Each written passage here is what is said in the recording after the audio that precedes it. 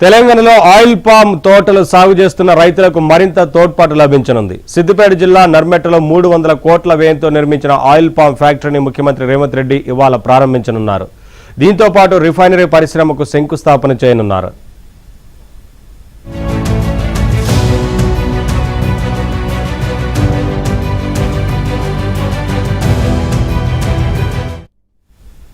ప్రస్తుతం తెలంగాణలో ఖమ్మం జిల్లా అశ్వరావుపేట, అప్పారావుపేట ప్రాంతాల్లోనే ఆయిల్ పామ్ ఫ్యాక్టరీలు ఉన్నాయి. కొత్తగా ప్రారంభం కానున్న నర్మెట్ట ఫ్యాక్టరీతో 3 ఫ్యాక్టరీలు రైతులకు అందుబాటులోకి రానున్నాయి. గంటకు 30 టన్నుల నూనె గింజలను క్రషింగ్ చేసి క్రూడ్ ఆయిల్ను ఉత్పత్తి చేసే సామర్థ్యం నర్మెట్ట ఫ్యాక్టరీకి ఉంది.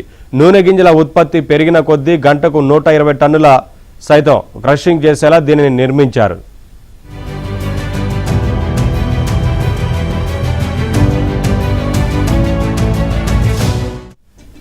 దేశంలోనే తొలిసారిగా అత్యాధునిక మలేషియా టెక్నాలజీతో ఈ ఫ్యాక్టరీ రూపుదిద్దుకుందని అధికారులు చెప్పారు. క్రషింగ్ అనంతర వ్యర్థాలతో 6 మెగావాట్ల విద్యుత్తును సొంతంగా ఉత్పత్తి చేసుకునేలా ప్లాంట్ను నిర్మించినట్లు వెల్లడించారు. కాగా నర్మెట్ట ఫ్యాక్టరీలో వివిధ విభాగాల్లో 2500 మందికి ఉపాధి లభించనుంది. రిఫైనరీ పరిశ్రమ ప్రారంభమైతే క్రూడ్ ఆయిల్ను రిఫైనరీ ఆయిల్గా వేరు చేసి ఇక్కడే ప్యాకెట్లలో నింపుతారు.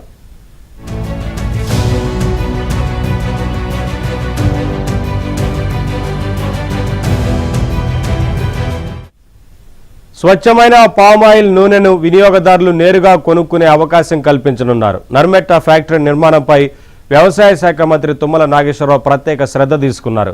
ఈ నేపథ్యంలోనే 16 నెలల్లోనే ఫ్యాక్టరీ ప్రారంభానికి సిద్ధమైంది.